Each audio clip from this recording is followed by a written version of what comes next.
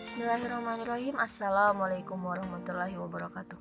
Kembali lagi bersama saya Andi Alia Mutipa Samsul S dengan NIM D1A1211066 dari jurusan Agribisnis kelas C angkatan 2021. Baik, pada kesempatan kali ini kita akan membahas materi Pancasila mengenai menelusuri konsep dan urgensi Pancasila sebagai sistem filsafat. Konsep Pancasila sebagai sistem filsafat. Apa sih yang dimaksud dengan filsafat? Beberapa pengertian filsafat berdasarkan watak dan fungsinya sebagaimana yang dikemukakan Titus, Smith, dan Nolan sebagai berikut. Pertama, filsafat adalah sekumpulan sikap dan kepercayaan terhadap kehidupan dan alam yang biasanya diterima secara tidak kritis, arti informal. Yang kedua, filsafat adalah suatu proses kritik atau pemikiran terhadap kepercayaan dan sikap yang sangat dijunjung tinggi, arti formal. Yang ketiga, filsafat adalah usaha untuk mendapatkan gambaran keseluruhan, arti komprehensif. Yang keempat, filsafat adalah analisa logis dari bahasa serta penjelasan tentang arti kata dan konsep, arti analisis linguistik. Yang kelima, filsafat adalah sekumpulan problematik yang langsung mendapat perhatian manusia dan dicarikan jawabannya oleh ahli-ahli filsafat, arti aktual fundamental. Berdasarkan uraian tersebut, maka pengertian filsafat dalam arti informal itulah yang paling sering dikatakan masyarakat umum, awam. Sebagaimana pernyataan pedagang dalam butir 1, pernyataan prajurit butir 2, dan pernyataan wakil rakyat butir 4. Ketiga butir pernyataan tersebut termasuk dalam kategori pengertian filsafat dalam arti informal, yakni kepercayaan atau keyakinan yang diterima secara tidak kritis. Adapun pernyataan butir 3 merupakan suatu bentuk pernyataan filsafat yang mengacu pada arti komprehensif. Pengertian filsafat butir 2, suatu proses kritik terhadap kepercayaan dan sikap yang dijunjung tinggi, lebih mengacu pada arti reflektif, yaitu sikap terbuka dan toleran dan mau melihat sesuatu dari segala sudut persoalan tanpa prasangka. Pengertian filsafat butir 4 sebagai analisa logis dan bahasa serta penjelasan tentang arti kata dan konsep, lebih mengacu pada upaya untuk melakukan klarifikasi, yaitu menjelaskan arti istilah dan pemakaian bahasa dalam berbagai bidang kehidupan. Pengertian filsafat butir 5, sekumpulan problematik yang langsung mendapat perhatian manusia dan dicarikan jawabannya oleh para ahli filsafat, lebih mengacu pada persoalan-persoalan yang mendalam dari eksistensi manusia. Mengapa Pancasila dikatakan sebagai sistem filsafat? Ada beberapa alasan yang dapat ditujukan untuk menjawab pertanyaan tersebut. Pertama, dalam sidang BPUPKI 1 Juni 1945, Soekarno memberi judul pidatonya dengan nama Philosophisch Grundzüge daripada Indonesia Merdeka.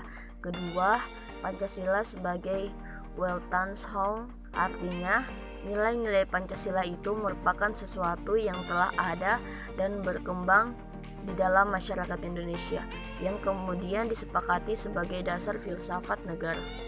Selanjutnya, urgensi Pancasila sebagai sistem filsafat. Mengapa manusia memerlukan filsafat? Pertama, manusia telah memperoleh kekuatan baru yang besar dalam sains dan teknologi, telah mengembangkan bermacam-macam teknik untuk memperoleh ketentraman dan kenikmatan. Akan tetapi pada waktu yang sama manusia merasa tidak tentram dan gelisah karena mereka tidak tahu dengan pasti makna hidup mereka dan arah harus tempuh dalam kehidupan mereka. Kedua, filsafat melalui kerjasama dengan disiplin ilmu dan memainkan peran yang sangat penting untuk membimbing manusia kepada keinginan-keinginan dan inspirasi mereka. Faedah filsafat yang perlu diketahui dan dipahami adalah sebagai berikut. Pertama, faedah terbesar dari filsafat adalah untuk menjajangi kemungkinan adanya pemecahan-pemecahan terhadap problem kehidupan manusia. Kedua, filsafat adalah suatu bagian dari keyakinan-keyakinan yang menjadi dasar perbuatan manusia. Ide-ide filsafat membentuk pengalaman-pengalaman manusia pada waktu sekarang. Ketiga, filsafat adalah kemampuan untuk memperluas bidang-bidang kesadaran manusia agar dapat menjadi lebih hidup, lebih dapat membedakan, lebih kritis, dan lebih pandai. Sastra Prateja menjelaskan makna filsafat Pancasila sebagai berikut.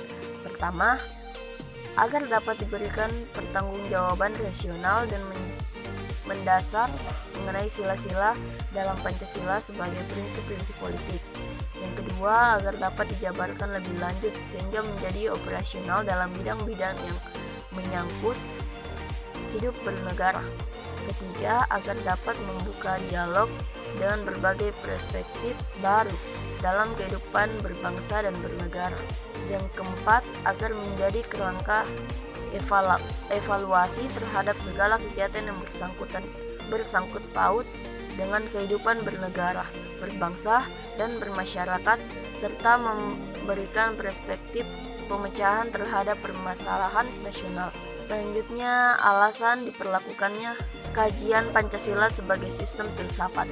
Yang pertama, filsafat Pancasila sebagai genetivus objektivus dan genetivus subjektivus.